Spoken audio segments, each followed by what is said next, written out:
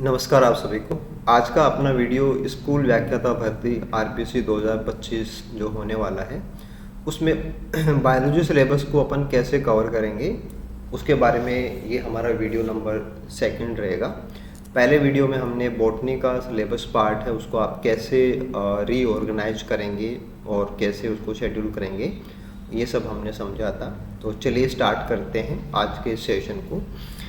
देखिए last video में भी मैंने आपको बताया था कि हम हमारा जो पूरा जो तैयारी है उसको हम एक पूरी प्लानिंग के अंदर डालेंगे और हमारी प्लानिंग के अंदर जो चीज़ें रहनी चाहिए वो सुपर 6 जो आप यहाँ पे देख पा रहे हैं उसके रूप में हो सकती हैं कि एक तो आपको अपना सिलेबस है वो तीनों ही लेवल पे जो हमारा सिलेबस है चाहे वो 10+2 लेवल हो, ग्रेजुएशन हो या पोस्ट ग्रेजुएशन हो, आपको कंप्लीट एनालाइज करना है। मीन्स कौन सा टॉपिक किस लेवल का है और कंटेंट वाइज उसमें कितना कुछ पॉसिबल है, ये एक आइडिया मेकअप आपके ब्रेन को होना चाहिए। ऐसे हमें पिछले एग्ज़ाम्स जो कि 2013, 15, 18 और 22 में रहे हैं उनके सब्जेक्ट पेपर्स को आपको कम्प्लीटली एनालाइज कर लेना है। मैंने कि पूरा एक फ्रेम दिमाग में होना चाहिए कि जूलॉजी के जो क्वेश्चंस हैं वो किस प्रकार से आ रहे हैं और कौन से टॉपिक से किस लेवल के क्वेश्चन होते हैं, तो एनालाइज करना बहुत ज़रूरी है।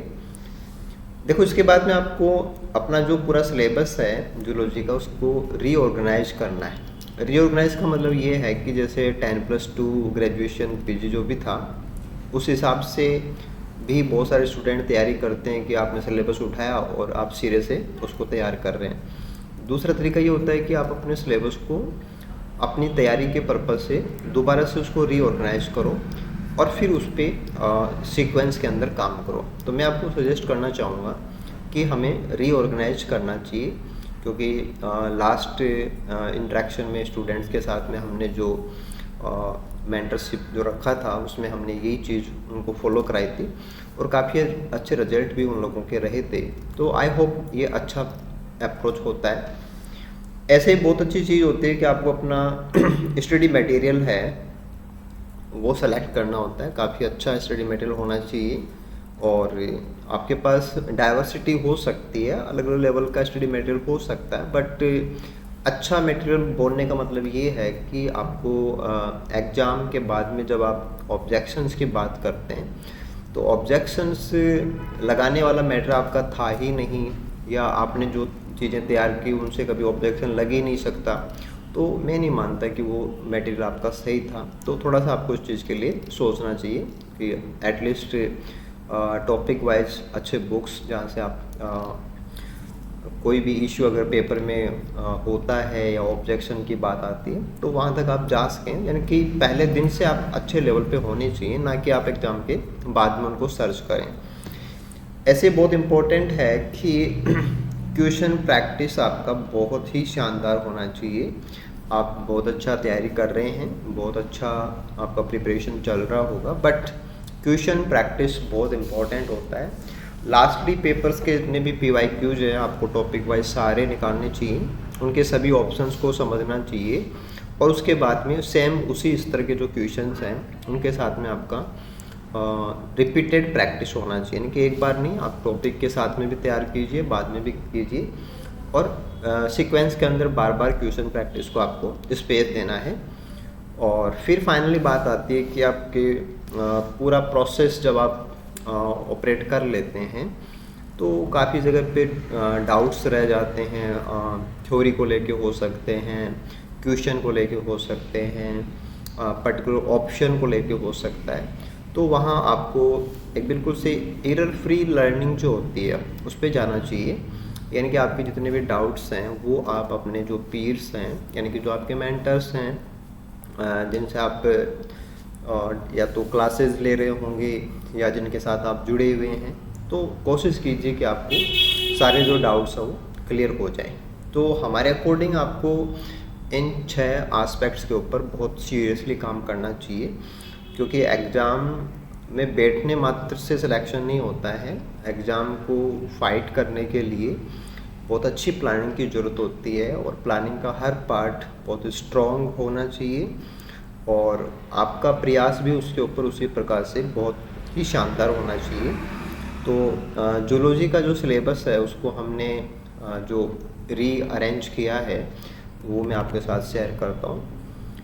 देखिए यहाँ पे हम देख सकते हैं कि जूलॉजी का जो पूरा सेक्शन है वो आपको स्क्रीन के ऊपर दिख गया है, और बॉटनी के एंगल से जो सिलेबस कवर हो सकता है उसके कंपैरिजन में जूलॉजी का जो पार्ट है वो काफ़ी छोटा है। जैसे बात करेंगे तो एनिमल टैक्सोनॉमी का सेक्शन है वो आप स्टार्टिंग में है, उसको आप ले सकते हैं, जिसमें सारा का सारा आपका लेवल ऑफ ऑर्गेनाइजेशन है, सिमेट्री है, सिलोम का है, मेटामेरिज्म का है। ऐसे ही फिर नॉन कोऑर्डिनेट्स हैं, उनका सारा सिस्टम इसके अंदर इंक्लूड आप कर सकते हैं। तो एक पैटर्न के अंदर आपका पूरा एक सीक्वेंस है वो आ जाएगा। सिमिलरली आप एनिमल डाइवर्सिटी है उस पर जा सकते हैं, जिसमें कुछ मेंबर्स आपके सिलेबस में मेंशन हैं, जैसे कि अमीबा है, ओबीलिया है, टीनिया है, Ascaris, Pheretima, पेरीप्लेंटा, Rana, rabbit.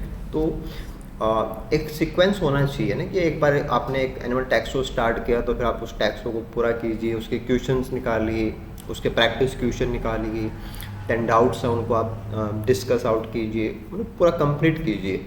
Similarly आप एनिमल डाइवर्सिटी पे जा सकते हो। थर्ड सेक्शन के अंदर स्ट्रक्चरल ऑर्गेनाइजेशन है, जिसमें टिश्यूज़ के टाइप हैं, ओरिजिन, लोकेशन, स्ट्रक्चर, फंक्शन, ये सारा मैटर रह जाएगा। ऐसे आप जा सकते हैं एनिमल फिजियोलॉजी सेक्शन के ऊपर, जिसमें सारा का सारा जो फिजियोलॉजी का एस्पेक्ट है वो डला हुआ है। नेक्स्ट सेक्शन में आप डेवलपमेंटल बायोलॉजी को ले सकते हैं, जिसके अंदर सारा का सारा गैमेटोजेनेसिस से लेके एम्ब्रियो, देन एम्ब्रियो के बाद में एम्ब्रियो डेवलपमेंट, वो सारा सेक्शन इसमें, हार्मोनल कंट्रोल वगैरह सब इसमें आ जाएगा, तो वो सब रह जाएगा। एक सेक्शन में आप इकोनॉमिक एस्पेक्ट्स को ले सकते हैं, क्योंकि प्लांट्स के साथ में एनिमल्स का भी सेक्शन है वो इकोनॉमिक जो वेलफेयर है उसके अंदर डला हुआ है। तो चाहे वो प्रोटोजोआ हैं, हेलमेंथीज हैं, इंसेक्ट्स हैं, मोलस्क हैं, इन सब के जो इकोनॉमिक एस्पेक्ट्स हैं वो भी आपको तैयार करने चाहिए। इनके अदर देन भी आपको थोड़ा बहुत रेडी करना चाहिए। एक सेक्शन अपन ले सकते हैं इथोलॉजी का, जिसमें एनिमल बिहेवियर को आप कंप्लीटली कवर कर लेंगे, और एक सेक्शन आप बना सकते हैं, काफ़ी छोटा सा सेक्शन बनेगा इम्यूनोलॉजी का, जिसमें इम्यूनोलॉजी के जितने भी बेसिक फीचर्स हैं, वैक्सीनेशन के टाइप्स हैं, पैथोजन, पैरासाइट, कैंसर, एड्स, ये सारे के सारे उसमें आप इंक्लूड कर लेंगे। तो हमारे सिलेबस के अंदर जो बायोलॉजी के सिलेबस का प्रेस्क्रिप्शन हम आरपीसी की साइड से लेते हैं, उसमें पर्टिकुलर जो जूलॉजी का सेक्शन है उसको आप पूरा एनालाइज करने के बाद में इन 8 सेक्शंस के अंदर कैटेगराइज कर लीजिए। 1 बाय 1 करके आप अच्छा कंटेंट, जो कि एटलीस्ट आपकी यूजी स्टैंडर्ड के जो बहुत अच्छे पब्लिकेशंस हैं उनसे आपको ज़रूर तैयारी करनी चाहिए। सप्लीमेंट के रूप में आप दूसरे कंटेंट को भी साथ में रख सकते हैं, कंपेयर कर सकते हैं, बट एटलीस्ट अच्छी बुक्स आपके पास होनी चाहिए। सीक्वेंस में आप इन सब चीज़ों को तैयार कर सकते हैं। इसके बाद में नेक्स्ट हम, जैसे कि ये तो हमने जूलॉजी का सेक्शन आप कैसे रीऑर्गेनाइज करें उसकी बातें कर ली। अब बात ये आती है कि हमारा जो एग्ज़ाम है उसमें तो सारा का सारा बॉटनी प्लस जूलॉजी रहने वाला है। तो काफ़ी सारे स्टूडेंट्स हैं वो जैसे एमएससी बॉटनी से इसमें रहते हैं, कुछ एमएससी जूलॉजी से इसमें रहते हैं। तो ओवरऑल पूरा जो सिनेरियो है एग्ज़ाम का वो क्या है, और उसमें दोनों सब्जेक्ट वाइज कंट्रीब्यूशन किस प्रकार का है, और एटलीस्ट आपका जो सिलेक्शन होता है या सिलेक्शन का जो क्राइटेरिया है, परसेंटेज है, जो कट ऑफ रही है लास्ट बार, उनके हिसाब से सारी चीज़ों को हम कैसे समझें, ताकि हमारा जो एफर्ट है वो ऐसा हो कि हम एक अच्छी तैयारी करके, और ये जो नेक्स्ट एग्ज़ाम जो कि पॉसिबल है इनके अंदर हम अपना सिलेक्शन करा पाएँ। तो चलिए एक कंपैरेटिव वे में दोनों सेक्शंस को अपन देखते हैं। ओके, यहाँ पे आप स्क्रीन पे देख पा रहे हैं कि बॉटनी का सेक्शन और जूलॉजी का सेक्शन, दोनों सेक्शन हमने यहाँ पे अलग अलग कलर से मार्क कर दिए हैं ताकि थोड़ा सा आपको सहूलियत रहेगी। लास्ट वीडियोस में बॉटनी के बारे में सारा वहाँ पे समझाया गया था, उस वीडियो को आप देख सकते हैं। एक कंपैरिजन देखेंगे तो बॉटनी का जो सेक्शन जो हम रीऑर्गेनाइज करते हैं उसमें एटलीस्ट हम 14 सेक्शन इसमें हमने बना रखे थे कि आप उन 14 सेक्शन में सारा सिलेबस कवर कर लेंगे। अगर जूलॉजी की बात करें तो ये तकरीबन 8 सेक्शंस में सारा का सारा वो कवर हो जाएगा। तो टोटल हमने हमारे सिलेबस को 22 सेक्शंस में डिवाइड कर लिया है। रीऑर्गेनाइज करने के बाद में हमारे पास 22 सेक्शन आए हुए हैं। अब इन 22 सेक्शन में देखें तो हमारा जूलॉजी का जो परसेंटेज है वो तकरीबन 36% है, कि पूरे सिलेबस का लगभग 36% जो पार्ट है वो जूलॉजी से बनता है। और बॉटनी की बात करेंगे तो आपका जो बचा हुआ पूरा सेक्शन है जैसे 64% ये बॉटनी से बनता है। तो एक तो ये हुआ कि पूरा सिलेबस को अगर हम समझें और देखें तो एक अच्छा सेक्शन है। जैसे बॉटनी के स्टूडेंट्स हैं उसको यहाँ पे बहुत अच्छा बेनिफिट है वो मिल सकता है। हाँ, जूलॉजी के स्टूडेंट हैं वो भी ऐसा नहीं है, हालांकि जैसे कि टेक्निक्स है, बायोटेक्नोलॉजी है ना, इकोलॉजी है, ये कॉमन चीज़ें हो सकती हैं। जेनेटिक्स कॉमन है, सेल बायो कॉमन है, बायोकेमिस्ट्री कॉमन है।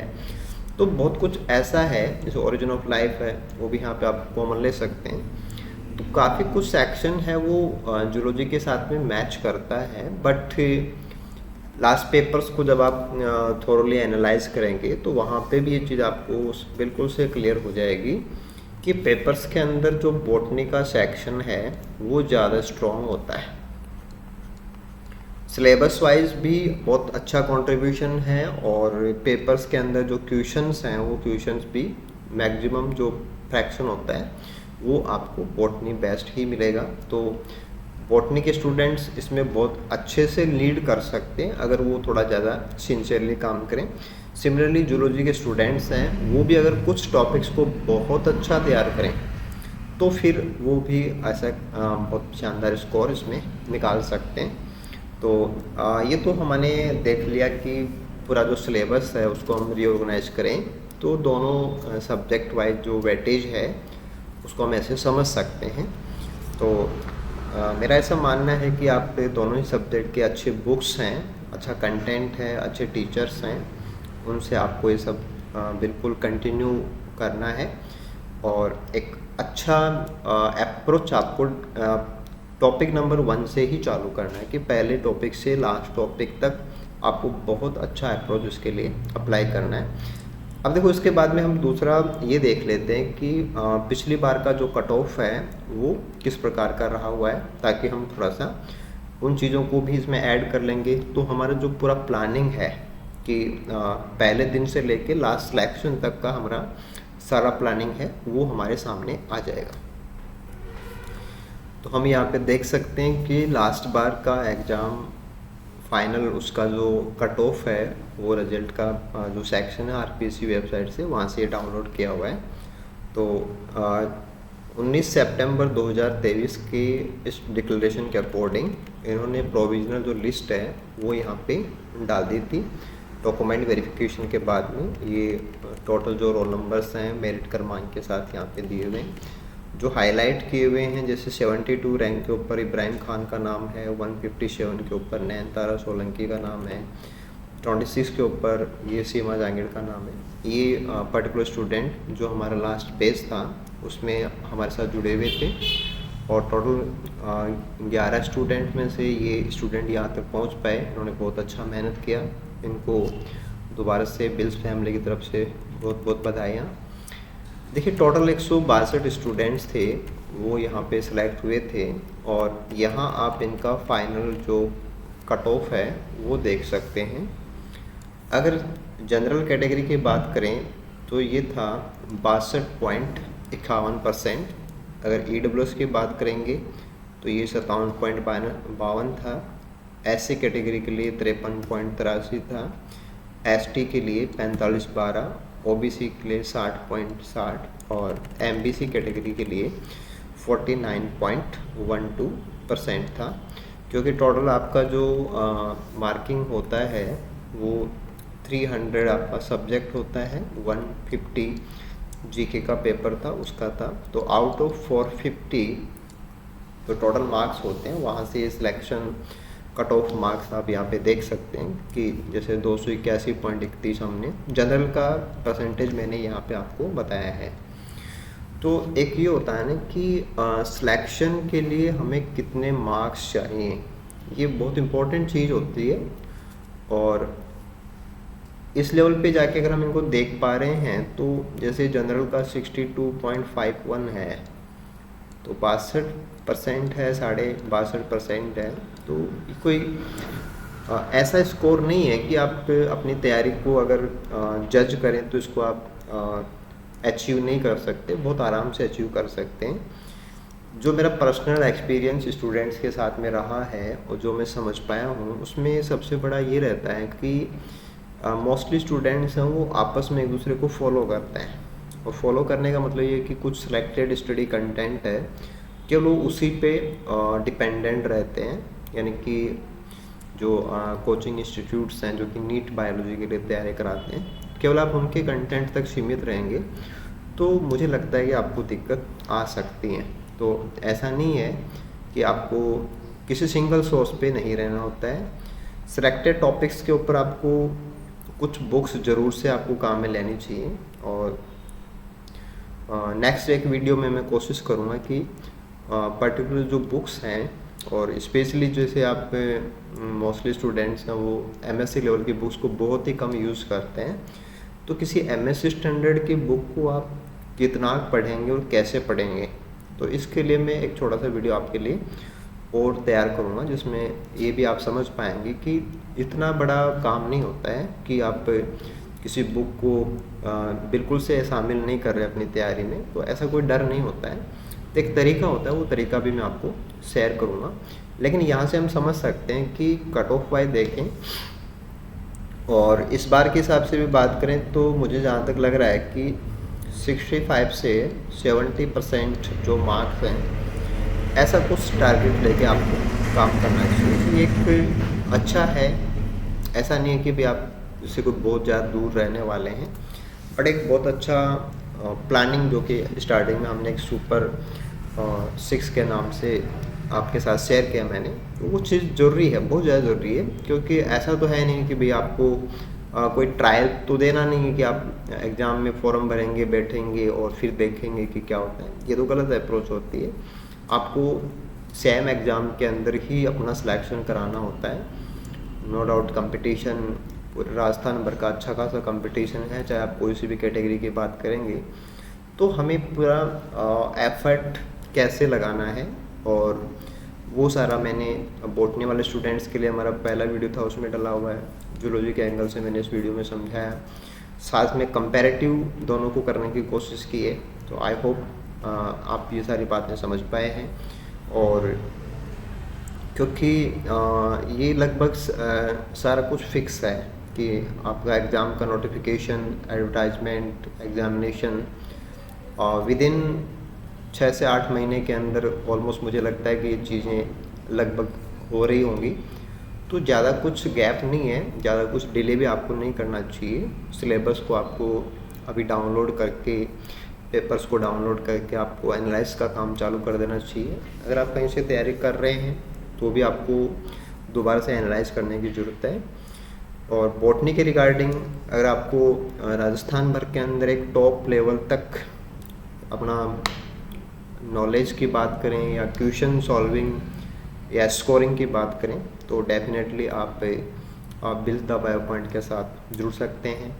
सेम जूलॉजी के साथ में भी अगर आपको बहुत अच्छा स्कोरिंग करना है तो जो वेल क्वालिफाइड फैकल्टी है जो कि बहुत ज़्यादा वर्क आपके लिए कर सकते हैं। वर्क का सीधा सा मतलब आता है कि आपका जो कंटेंट है वो अच्छा कंटेंट वो यूज हो रहा हो, कंटेंट को डिलीवर अच्छे से किया जा रहा हो, और कंटेंट क्वेश्चन उसके ऊपर बेस्ड हो, इनकी क्वेश्चन वहाँ से आ सकें, ऐसा कंटेंट होना चाहिए। तो बहुत अच्छा एक सार्थक प्रयास आप मान सकते हैं। तो मैं हाईली रिकमेंड करता हूँ आप सबको कि आपको एक बार इसके लिए ज़रूर से जाना चाहिए। टेस्ट सीरीज़ भी आपके लिए बहुत इम्पोर्टेंट रहेंगी, आपको वो सब भी ज्वाइन करना चाहिए। और एक वरी फ्री सिस्टम जो होता है कि ऐसा नहीं कि भाई कोई बहुत ज़्यादा आपको ऐसे कोई टेंशन में रहना, ऐसा कुछ भी नहीं है। बहुत शानदार तरीके से आप बहुत अच्छा स्कोर निकाल के अपना सिलेक्शन करा लेंगे, ऐसी मुझे उम्मीद है। Thank you so much, good luck आप सभी को।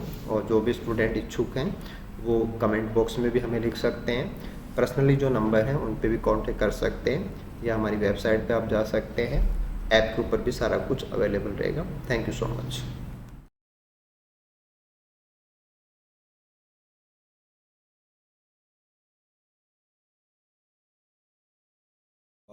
गूगल पे जाके विज द पावर पॉइंट डालना है, सर्च करना है।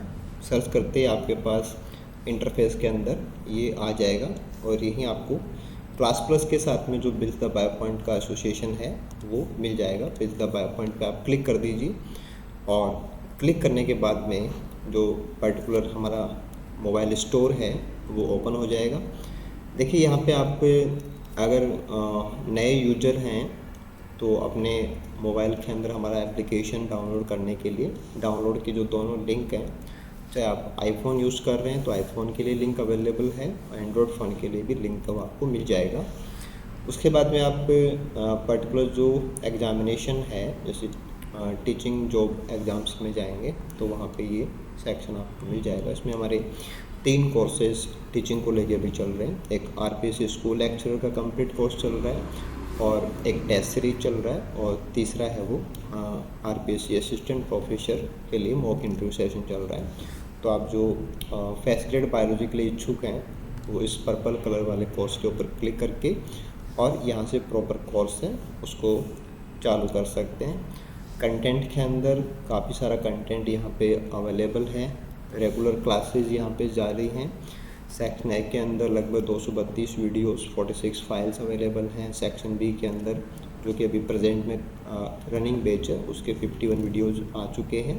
लास्ट एग्ज़ाम पेपर्स, उनके कंप्लीट डिस्कशन, एमसीक्यू बैंक, और जो स्टूडेंट रजिस्टर्ड रहेंगे उनको एग्ज़ाम से पहले जो प्रिंटेड बुकलेट फॉर्म के अंदर एमसीक्यू बैंक का वो अवेलेबल रहेगा, और उससे पहले टेस्ट के साथ साथ सेक्शन वाइज एमसीक्यू बैंक है वो भी सभी स्टूडेंट्स को अवेलेबल रहेगा। तो ऑलमोस्ट राजस्थान के अंदर सबसे बेहतरीन तैयारी के लिए आप सभी का हमारे application build the power point पे स्वागत है। हम पूरी आपको ये विश्वास दिलाते हैं कि एक टोटल सेटिस्फैक्शन के साथ में आपको राजस्थान का द बेस्ट लेवल जो एजुकेशन का है, चाहे वो बॉटनी का फील्ड हो, चाहे वो जूलॉजी का फील्ड हो, चाहे वो मेंटरशिप हो या ट्यूशन प्रैक्टिस हो या ट्यूशन्स के डाउट को डिस्कस करने का मामला हो, हर जगह पे टू द लेवल आपको सारा जो अप्रोच है वो यहाँ पे मिलेगा। Thank you so much, good luck आप सभी को, and I welcome you all for the selection year 2025। Thank you so much.